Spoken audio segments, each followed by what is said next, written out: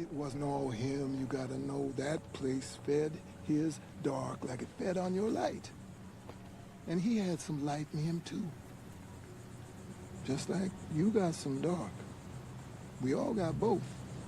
He's not done with me. Never strike you funny how I showed up when I did, when you needed me? Someone did that for me too. My grandma taught me, and I taught you, and someday, Danny Torrance, you'll teach someone else. Hello, and welcome to the Monologue.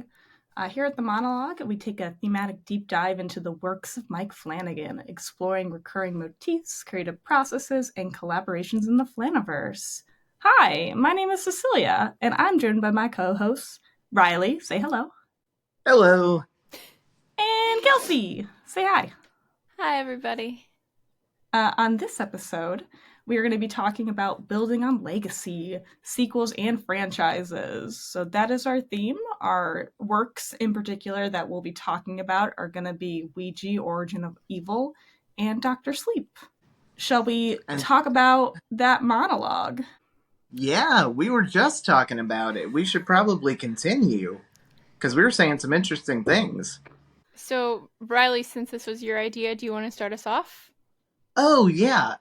Okay, well, we just heard a little clip from Dr. Sleep about family and passing on some abilities, and now we're going to talk about, well, a family in Ouija, Origin of Evil, and we're talking about sequels. That's passing on the lineage.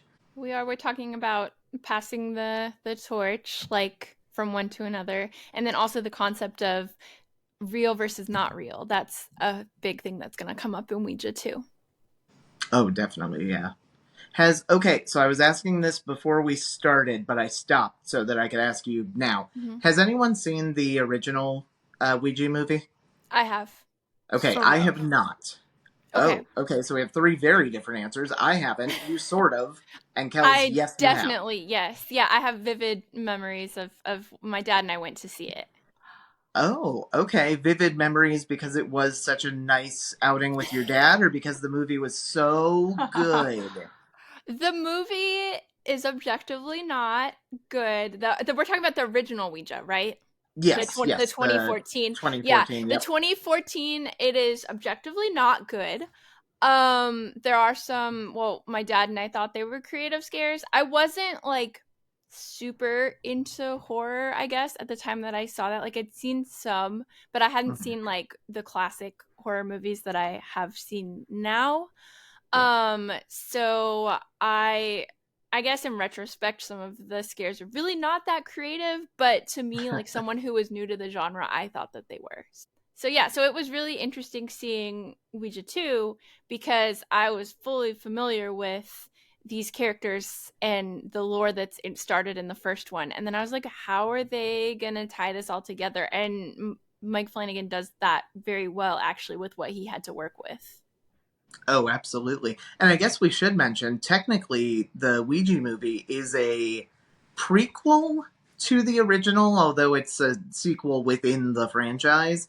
But yeah. I think that was such a smart thing to do, was take this lore that we've built and we've not done the best job with and give it a better backstory so that going forward, if they decide to make more of these set in present day, they've got a better foundation to work with. So that was something I think incredible he did for anyone working on a Ouija movie in the future. It actually, like, after seeing because you're right, the second one, it is a prequel, it's not a sequel, but after seeing the second movie, it almost makes the first one not quite as bad. It, like, improves on it a little bit, I guess, because the Flanaverse, the Ouija 2, it does a lot more character building. And so you do kind of connect with these characters that are a big part of the lore. And so in the second movie, I think what was missing was you didn't really connect with anybody. Like, the main characters were like these teenagers that were kind of annoying. And then you also didn't really care about the, like, spirits and stuff that you were meeting. And so now you know about the whole situation behind like how the spirits became spirits, and it makes you kind of care more than you did when the original came out. I think another really good example of that in a recent movie franchise is the way Ty West did his X Pearl Maxine trilogy. Because even though X and Pearl both phenomenal in my opinion, the same thing happens when you go back after meeting Pearl the first time as a villain and then seeing her as a young woman and getting that context and like really coming to understand, if not love her. And they do a great job with that in this film where the like demon spirit whatever you get to know her as a child. Lulu Wilson Yeah. plays the youngest daughter in the movie, and she has been phenomenal since Hill House. She's still killing it, so she brings a ton to that character as well as Annalise Basso, I think, is who plays her sister. Yeah, she does. Yeah, she who is in Oculus. She plays Yes, yeah. the younger version of Karen Gillan's character in Oculus, and she's also gonna be in Life of Chuck. Oh, that's exciting. Yeah, we're seeing a lot of familiar faces. Speaking of which, the first familiar face that we get to see in this movie is Kate Siegel. Yes, Or we Elizabeth Reasoner. It might be her, but it's one of those two. we get to see Kate Siegel's character be very, very upset that Elizabeth Reeser's character is trying to do basically like run like a sham. Very interesting setup. I like the whole 70s aesthetic with the like hippie psychic woman that you then find out is pretty much just a regular mom with these bad little teenage girls. Well, the daughters aren't necessarily bad. Like No. I like how the prequel kind of gives them more like I guess sympathetic I'm like jumbling my words. Yeah, they're very yeah. normal, especially Mhm. for their ages. The older girl, Pauline, she's a young teen. She's sick of her. I mean, they're all dealing with the passing of the father, the patriarch of the household, and so you've got the teenage daughter who's kind of starting to rebel, and she's sick of her mom, who makes her spend her time helping to scam these people who have also lost people in their lives. And then you just had the little girl who's, I think she's like 9. She doesn't know any better. Yeah. She's just like, what's a scam?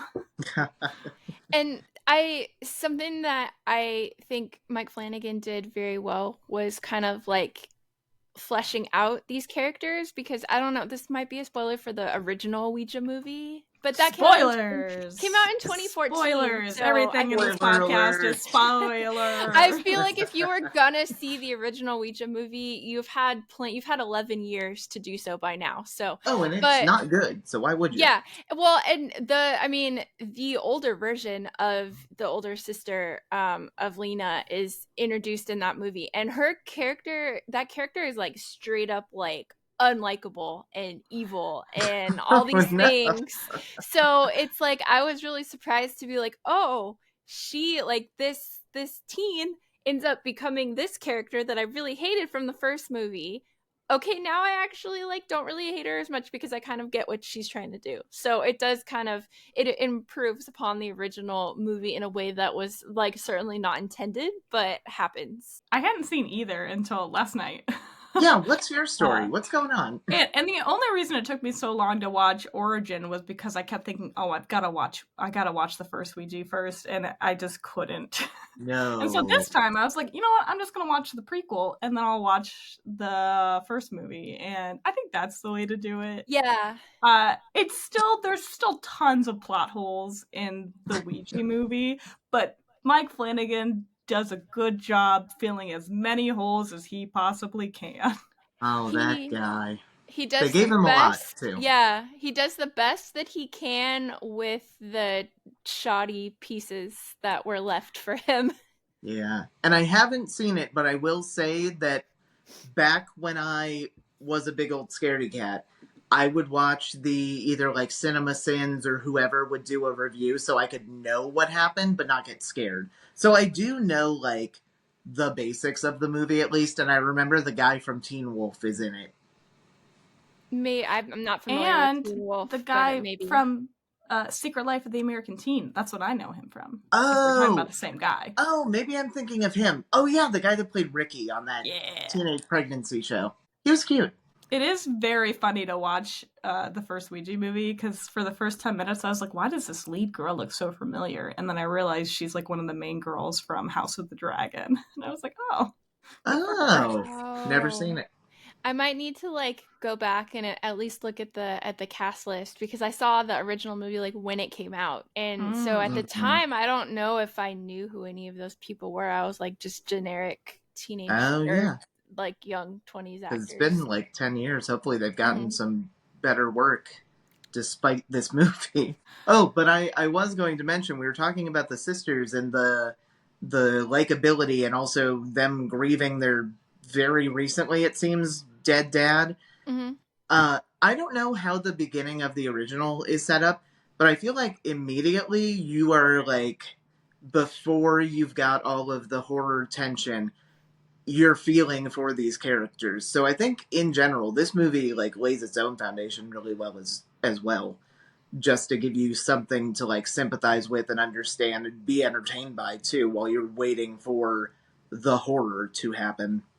There is kind of a connection there as well. So the original movie, again, sorry, spoilers for anyone who hasn't seen it, but if it's taken you 11 years, I don't know. So it starts with the friend of, so it's like a group of teens, and their friend was playing with the Ouija board, and she wasn't following the rules. She was playing by herself. She wasn't like signing in and out or saying hello and goodbye. And so then she dies. And the implication is that the board or the demons or something that connected with her through the board is what killed her.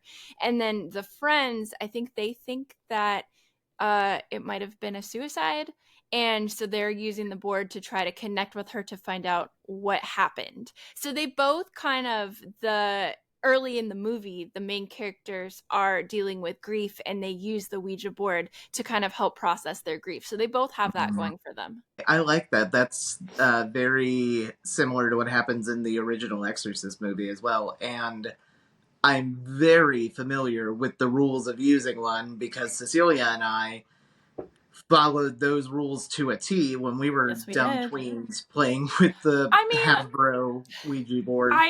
I think the thing about the Ouija board that I really like about Origin is that it's not the Ouija board itself that's cursed. It's kind of the fact that the person, Doris, she should not be using it.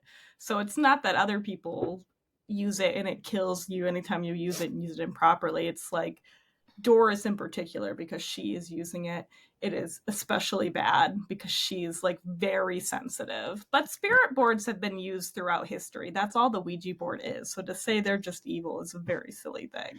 Well, and the location plays a big part into it as well. Oh, yeah. Because, you find out that where they are using it is not a good place to be using it.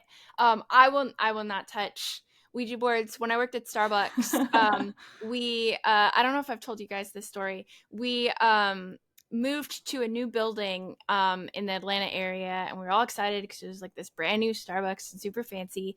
And this lady had brought a Ouija board into the cafe and was like trying to like use it by herself, which is also against one of the rules. And we were like, ma'am, like what are you doing? Like this is a Starbucks. Like this is a Wendy's, but like this is a Starbucks. It's literally the meme. Ma'am, this is a Starbucks. And she goes, oh, well, I think that the complex where this or shopping center where this building is on top of an old burial grounds. And so we were just like, nope, immediately nope. We asked her, we were like, you're gonna need to leave. No, you're not doing that here. So I don't shirt, no shoes, no demons. Yeah, I don't take any chances with those things, but that is always one of my favorite food service stories about that time when we had to kick a lady out of our store because she was trying to summon demons in our Starbucks. Yeah. Well, if you're going to do it somewhere, don't do it at home. I mean, I think something really interesting too about the just the Ouija property in general, like the Ouija board, and like talking about legacy is just like been something that has been around in a lot of different forms and has been, you know, trademarked by Hasbro. And there are certain rules that I like. The rule of the Ouija board that you're not allowed to do it in a graveyard, I'm pretty sure was just made as a rule to like scare people when they originally like trademarked the thing. And I like that it gets actually worked into the movie as kind of like real lore, and I think that's kind of fun. Did does the Ouija board, does it go all the way back to like the spiritualist movement from Yeah, like the which late is 1800s? yeah, they just called them spirit boards, which is also really interesting why they decide. I mean, I guess in the original Ouija, they do decide it is a family, and the woman says she's a medium. But I think there's something really interesting about how in origin she's a fake medium, and it's very much.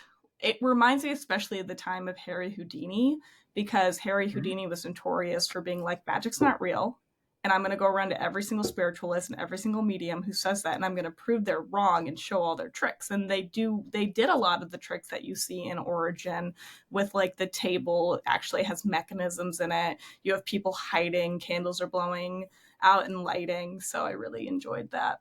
Yeah, Yeah, that's there's really interesting. I'm glad that there was actual like history and stuff like that referenced within the movie for people who would catch it. The 60s is a great time period. Also, Yeah. I do like that there were a couple changes made from the first movie, which made it a Tell me lot about them. better. Well, in the first movie, like especially they say the mom is the one that sewed the mm-hmm. mouth shut, and that is not what happened.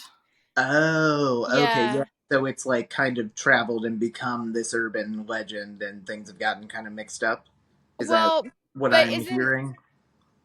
I think that's originally used as misdirection, because I know they go to visit the older sister who is still alive at the time of the Oh, the end sequel. credit scene, yeah. Well, and then I think that, because I'm trying to think, I know that they told them that the mom was the, but then so that they would like clip open her mouth, but then Hmm. doesn't it come out after that that it was like really like the girls that were the ones that were evil, and they were just saying like, oh, it's our mom, so that they could like get the kids to do what they wanted them to do. Yeah, it was, but they were right in the fact that I think it like the way they play off in the first movie, it was the mom that sewed the mouth shut, and Mm-hmm. then the daughter is just like, "Oh, she did that, and that's why all this stuff is happening." But if you cut open her mouth, then she'll be able to defeat our mom's evil spirit, and like, and then it'll all be better. Instead, it's just like she's unleashed, which Yeah. is that introduces a plot hole that I'm like, who was doing all of the murders before then? What does the Uh, unleashing really do? Doug Jones? He's in the movie, right? Well, It was probably him. there's multiple like there's multiple entities. Like Okay. the Flanaverse version establishes, isn't it, there's like the one main entity, Marcus, I think his name is, and he was a Holocaust survivor who was being, or like he was being experimented on. But Okay. then This is coming, you know. I think there's multiple like prisoners who were also being experimented on or like abused or Oh, something. so it's almost like So the Last Night in Soho thing where it's like, we've been here under the floorboards the whole time. yeah, it is established that like they've been watching them in the house the whole time. But I think Okay. it's more like Marcus, I think, is the person that they talk to first, or they make connection with first. But That, yeah, with the there's more border. than just him. So even if he was like trapped inside, well, but then this is, I don't know, this is gonna get into spoilers for for Ouija 2. Do it! Spoil That's it! We fine. don't believe in spoilers here. Watch the S- damn movie. so because when the mouth is being sewn shut, the demons actually like escape. So they're not actually in there. They're out in the world. Okay, it sounds like there is a plot hole somewhere within this Yeah, area but of the it's movie. it's almost like because Universal was the studio behind this, right? Yes, Behind yeah. Ooh, Yeah. they've yeah. got that So nice it was old-fashioned title card. it was almost like they handed this like complete like knotted up mess to Mike and they're like, here, fix this. And That's he's true, able and he to like like Oh yeah. unknotted fix where he most of could. it. Yeah, The but it's like yeah he can't necessarily the fix everything because there's just so many problems in the Yeah. original. yeah, and the plot hole is not on him. It's on Yeah. the original movie. Yeah, no, I don't, I didn't think that that's what you were saying. I just wanted to clarify that for anybody listening. Like, we're just, he did the best that he could with what he was given. But Yeah. obviously, like, if this had been an original storyline and an original project, I think things would have gone very differently than if he wasn't trying to salvage something that already existed. Yeah, because I'm sure someone other than us caught that at one point, and it was just, hey, we did the best we could, guys. He does a great job salvaging, though. I think the movie Mhm. is just, it's really beautifully shot and it's really well acted. And I think the story has a lot of heart to it. And as someone who had not seen the original movie first, which I'm really grateful because I didn't know what was going to happen to any of the characters. So I was very heartbroken by the end, but like in a great way. Great ending. Also, very creepy last scare of the movie. Oh yeah, that one might be the one that sticks out in my memory the most, and I don't know if it's because it's the last thing in the movie, and suddenly Lin Shaye is there, and it's like, oh, okay, cool. But yeah, I wonder if that's like an Exorcist 3 reference too, with the like on the ceiling stuff. If you look closely at that shot, I think it's a oneer. Like it's a one shot, like where he's walking Oh, down is the it? hallway. He walks by the sister's room and thinks he sees something, walks back, looks in the window, he's like staring at her, and then it's the thing down the ceiling. So it is kind of like it's like a shorter version of those like super long shots in Hill House. Mm. Oh, I like that. That's so much effort for an end credit scene too. You can see how much more care was put into this movie than the first one. Mm-hmm. Legacy is really interesting in this movie just because, and I think legacy, the idea of legacy is really interesting because it could both be very positive. It can also be very negative. So, like them finding the money, for example, super positive. Yay, we found money. We don't have to lose the last part of the legacy we feel like we have of our recently deceased father. Bad legacy is all of those ghosties that are trapped in that house for varying reasons. Like it's very dark. And outside of the direct storyline, we have like a casting legacy being started too, because we have Henry Thomas is in this. We have Elizabeth Reeser, Lulu Wilson, Annalise Basso. Basso? Basso. I'm not sure how to One of say it. those. Who are all actors who would go on to collaborate with Mike Flanagan again in the future, like some of them many, many times. And I Is think this the this first one was Henry is in? um I possibly. can I'm look it trying up to really quick. think. Yeah, because Because this really this was would be, because he's been, 2016. This would have been before Gerald's Game yeah, and before Hill House. and before definitely before Hill House. So this was the I think Elizabeth it Reeser's is. first one. Yep. And then Because Henry showed up for every single one after that. yeah. And That's then crazy. so that was his first one, Elizabeth Reeser's first one, Lulu Wilson's first one. It wasn't Annalise's first one because Oculus Because was in Oculus, yeah. 2013. So that's establishing a legacy of casting.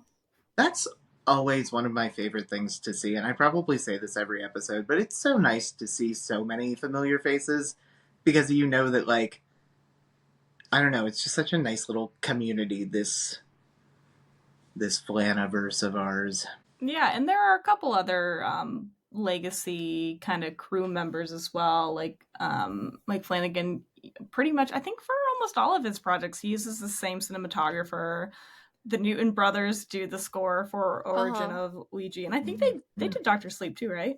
I Oh, think so. I think I think they've done done most of most. his projects, if not all of them. Yeah. yeah, I think they've done all except for, like, Oculus and Absentia, maybe. But I mean, Oculus and Absentia were like still really early Yeah, those days. were new. Did it? Yeah. Oh wait, no, I'm thinking of Oculus. I was gonna say, didn't Katie Parker have a cameo that got cut out? But that was in Oculus, I think, where she sells a Oh, smartphone yeah. to Tim. Yeah, okay. Wrong movie. I know that, who does have one? Oh, his name is Scott Graham, who plays the original main character in the Oculus short film. He's got a brief cameo, I think, in the auction scene. Oh, okay. Yeah. But I know, yeah, there's some people from like way back in the past, and then there's also oh, if we want to jump into Doctor Sleep a little bit, Yeah. because we see a lot of Mhm. familiar faces. The one thing I really like about Doctor Sleep is there are a ton of either other filmmakers or like friends who are actors. Like you've got Molly C. Quinn is in there as one of the ghosts, and then the oh, who is it? Perry Blackshear, maybe, who did They Look Like People. I think maybe the Benson and Moorhead guys might be in it as well. But it's really nice to see that as well. A lot of like newcomers and indie filmmakers getting recognized and like invited onto sets like that. And I don't know if this is trivia or if this is kind of just widely known at this point, but one of the members of the True Knot was actually the onset medic for Hill House, and then he was invited to like be one of the True Knot members. So I'm Oh, sorry, that's I cool. don't know his name, but I know that that's Which one is he in the True Knot? Do you know?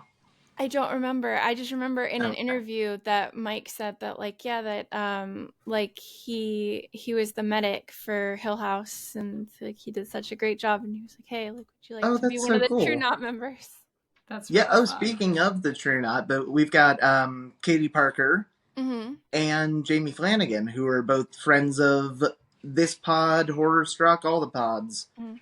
And I feel like if Kate Siegel had not if she hadn't been pregnant with Theodora, I feel like she probably would Mm. have been incorporated in the True Knot too. Oh, that would have been really cool to see. I wonder who she would have ended up playing.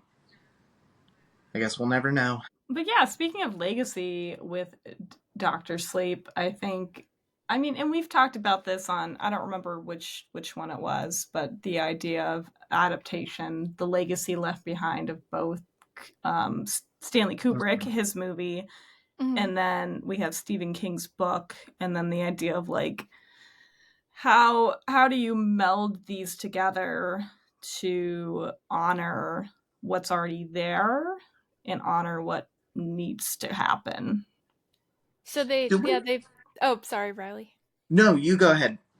I was just gonna say they both also both Ouija 2 and Doctor Sleep connect that way as well because Doctor Sleep was obviously a sequel to The Shining and it was like kind of a mix of like the Kubrick movie version and Stephen King's novel. So like there was already an established premise that Mike Flanagan had to work with.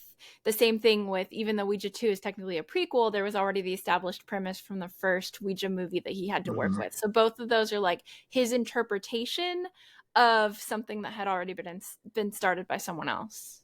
Yeah, Andy's got the entire Doctor Sleep novel with the.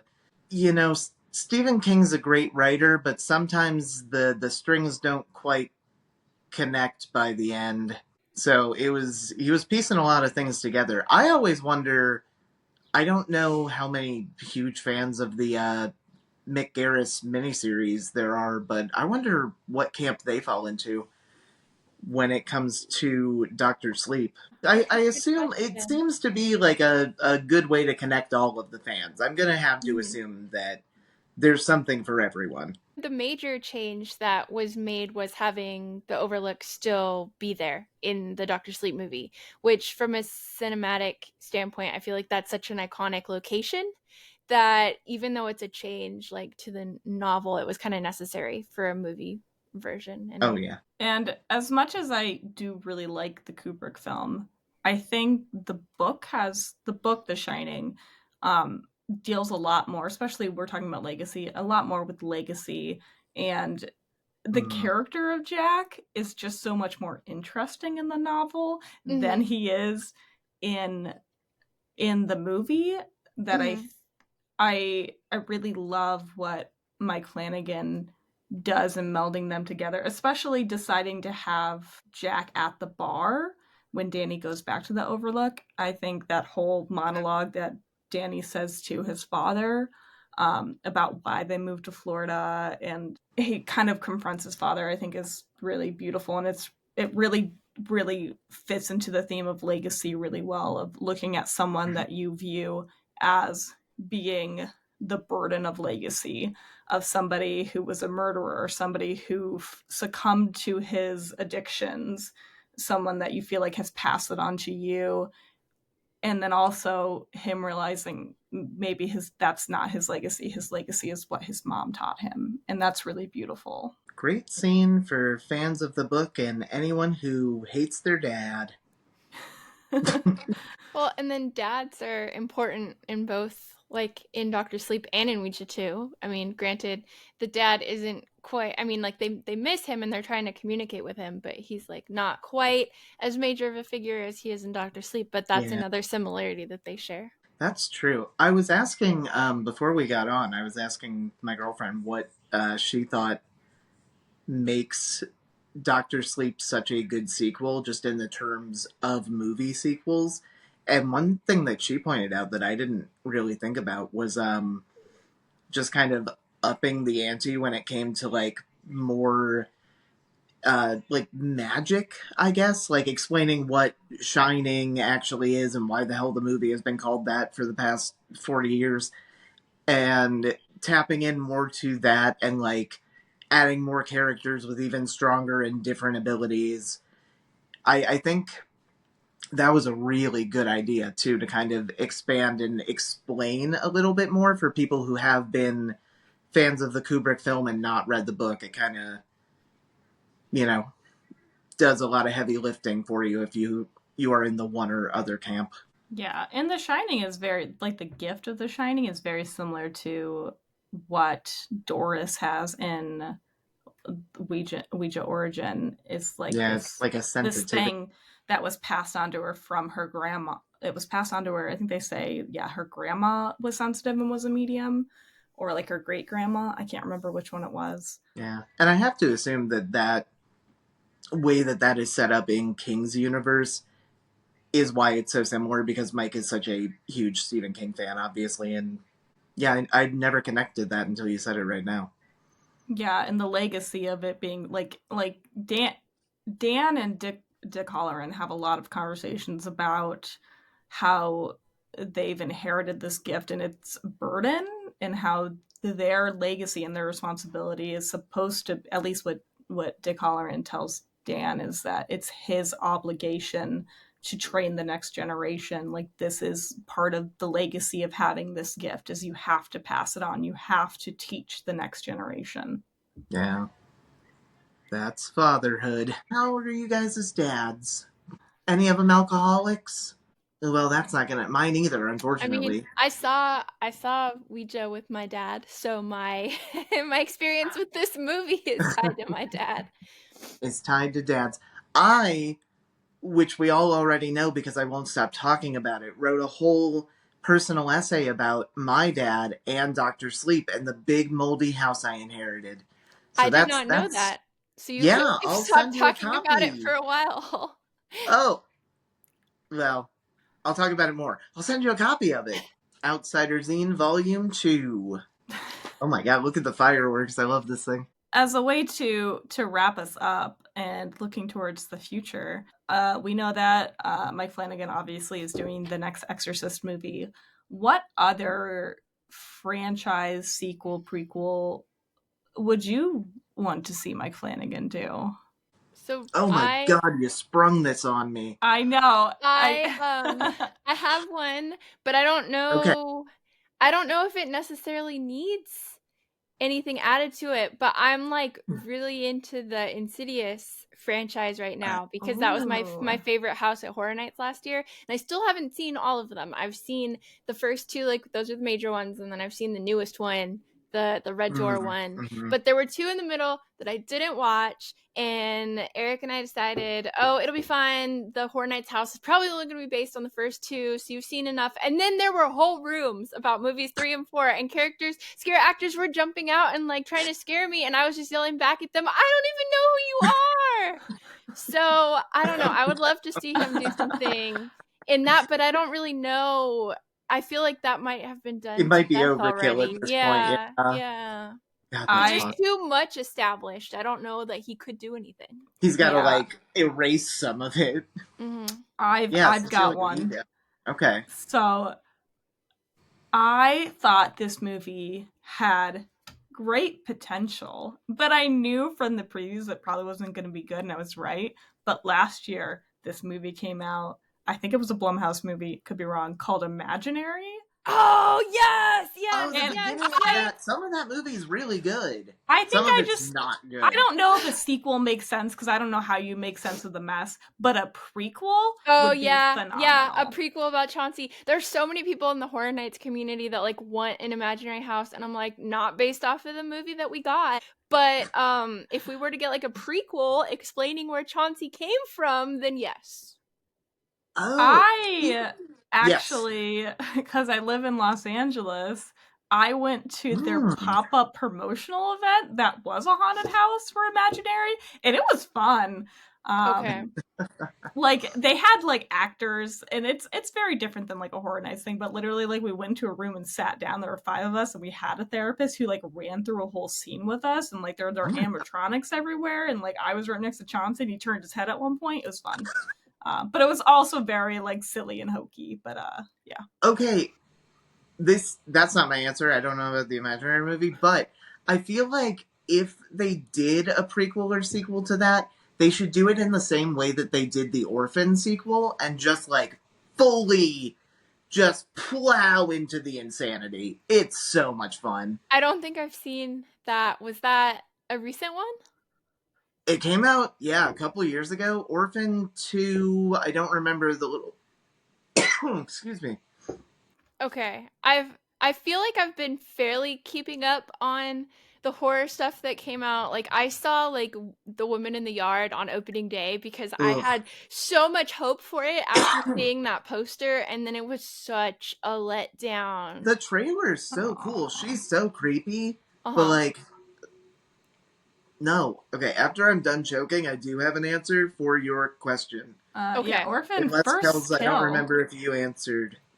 Orphan First Kill, that's what it was. That came out in 2022. And it was I think it was almost it was Kells, dropped on Okay. I think it was dropped on streaming, so it wasn't anything that got a big release.